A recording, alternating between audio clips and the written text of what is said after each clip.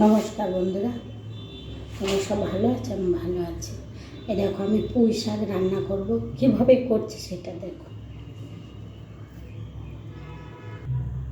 এই দেখো, বড় বড় করে কুমড়ো কেটে নিয়েছি। এই যে বড় বড় করে আলু কেটে নিয়েছি, মাংসের আলুর মতন। এই যে গাজর, খুব অল্প দিয়েছি গাজরটা। আর এই দেখো পটল, এই যে পটল, বেগুনটা নেই। আর এর মধ্যে আমি পুঁই শাকটা দিলাম না, শুধু ডাঁটাটা। আর এই যে দেখো বরবটি, এসব সব কিছু দিয়ে আর কি তরকারিটা হবে। এই দেখো গ্যাসটা আমার ধরানো হয়ে গেছে। এবারে গ্যাস এই কড়াই বসিয়ে দিয়েছি। এবার আমি তেলটা দেবো। দেখো,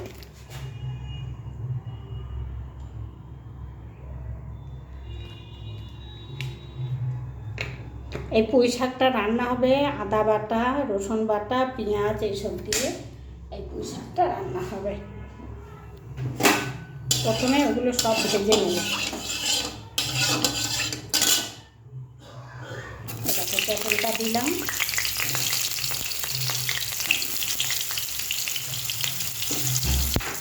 পটলটা দিলাম।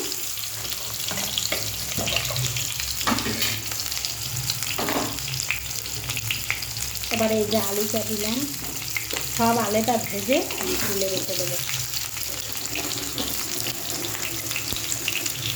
বেগুনটা নেই তাই দিতে পারলাম না বেগুন। এই দেখ এখানে কাটা আছে, এটা নেই, শসা আছে।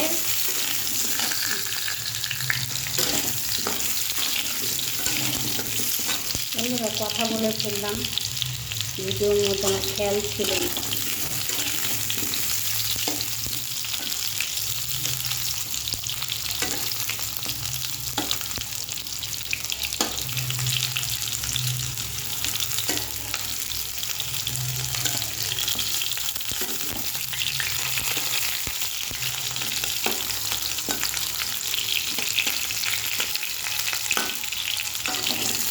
তোমরা খেয়েছো কিনা জানি না আদা রসুন বাটা দিয়ে পুঁই শাকের তরকারি, কিন্তু এটা শাক করবে না, এটা শুধু ডাঁটা হবে, ডাঁটা দিয়ে করতে হবে।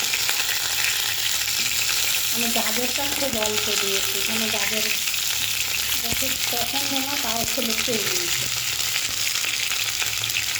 3 পিস আছে। গাজর রয়েছে, ডাঁটা আমি একটু কেটে তৈরি, কুমড়োটা দিয়ে দিলাম।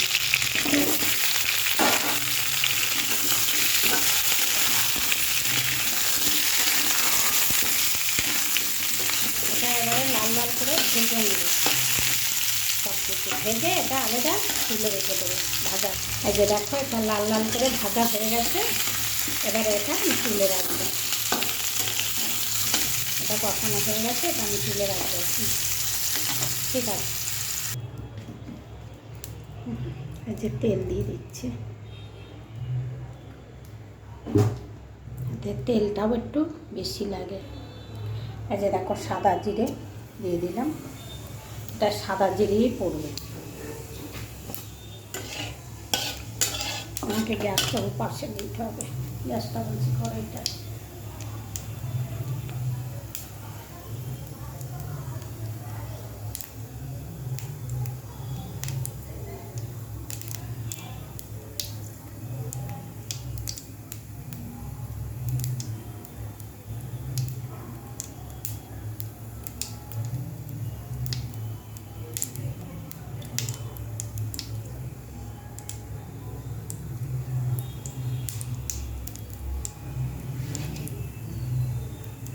এই যে পেঁয়াজ, 1.5খানা পেঁয়াজ, গোটা একটা আর একটা দিলাম, একটু পেঁয়াজটা বেশি লাগে।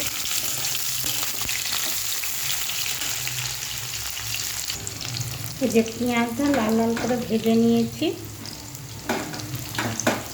এবারে এই যে পুঁই শাকের ডাঁটাগুলো দিয়ে দেবো, সবই দিয়ে দেবো ডাঁটাটা।